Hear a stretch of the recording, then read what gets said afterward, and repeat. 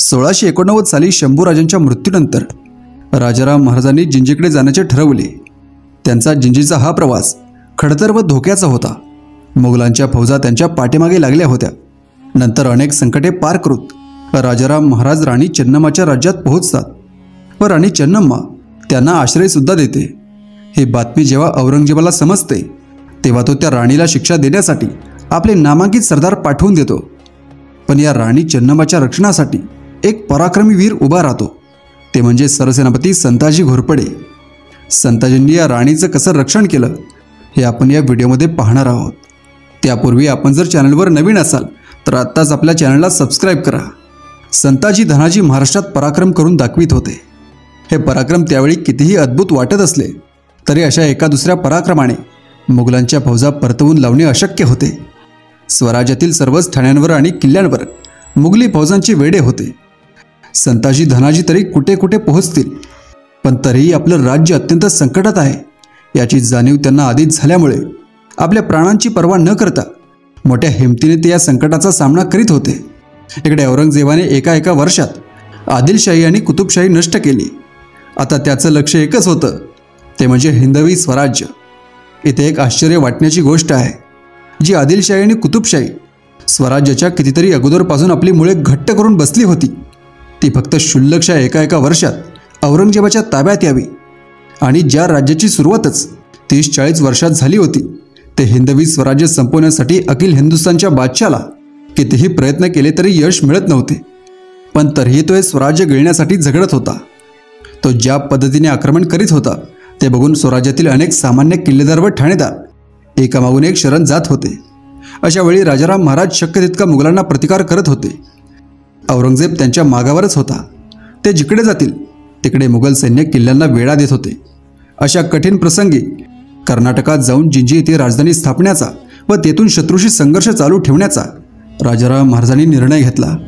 यामागचा त्यांचा असा हेतू होता की ते जिंजीला गेल्यावर औरंगजेबाची कितीतरी फौज त्यांच्या पाठलागावर जिंजीकडे जाणार होती आणि त्यामुळे मोगली फौजांचा महाराष्ट्रावरील दबाव कमी होणार होता। युद्धशास्त्रीयदृष्ट्या राजाराम महाराजांचा हा निर्णय अगदी योग्य होता। याच निर्णयानुसार 26 सप्टेंबर 1689 रोजी आपल्या प्रमुख सल्लागारांनिशी त्यांनी जिंजीकडे जाण्यासाठी पन्हाळा सोडला। यावेळी पन्हाळ्यास मोगलांचा वेढा होता, तरीही वेढा चुकून ते बाहेर पडले।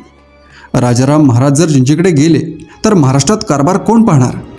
यासाठी जिंजीकडे कूच करण्यापूर्वी रामचंद्र पंत अमात्यांकडे महाराष्ट्राचा सर्व कारभार त्यांनी सोपविला।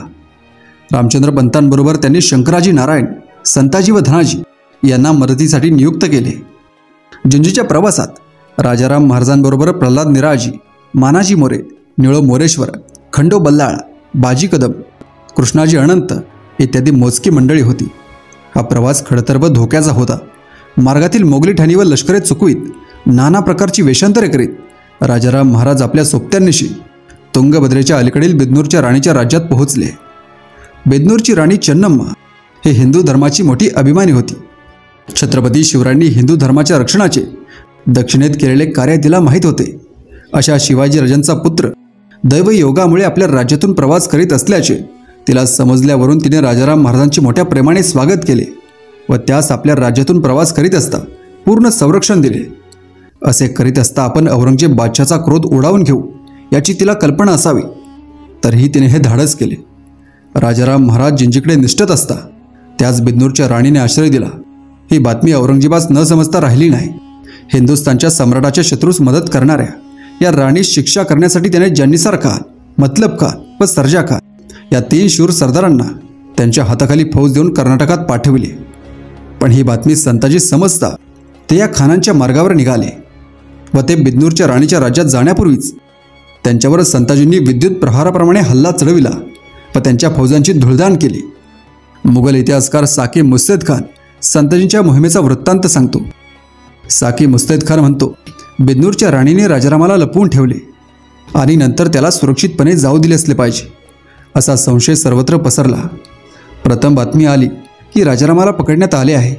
त्याला आणण्यासाठी बादशाने हमीदुद्दीन खान याची नेमणूक केली, पण नंतर बातमी आली की राजाराम पळून गेला असून त्याची माणसे कैद झाली आहेत। बिदनूरच्या राणीवर चालून जाण्याची जान्निसार खान यास आज्ञा करण्यात आली। बिदनूरचे राज्य उद्ध्वस्त करण्यासाठी भली मोठी फौज घेऊन जान्निसार खान रवाना झाला। या सुमारास सैतान संताजीने जान्निसार खान, मतलब खान, सर्जा खान यांच्याबरोबर युद्ध करून त्यांच्यावर जय मिळवले.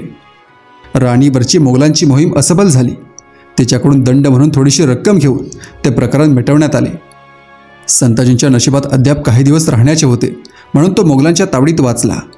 अशा प्रकारे संताजी राणीच्या रक्षणासाठी थांबून गेल्यामुळेच तिचे राज्य वाचले आणि औरंगजेबाने तिचा नाश करण्यासाठी पाठवलेल्या तिन्ही सरदारांना अपयश पदरी घेऊन परतावे लागले. इकडे कर्नाटकात मार्गातील अनेक संकटांना तोंड देत राजाराम महाराज प्रथम वेल्लोरास व नंतर जिंजीस पोहोचले. राजाराम महाराजांचे मेव्हणे हर्जीराजे महाडे हे कर्नाटकातील मराठी प्रदेशावर प्रमुख कारभारी होते. त्यांचा नुकताच मृत्यू घडून आला होता.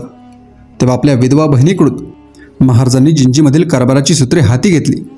लवकरच तेथे त्यांनी मराठ्यांची कर्नाटकातील नवी राजधानी निर्माण केली.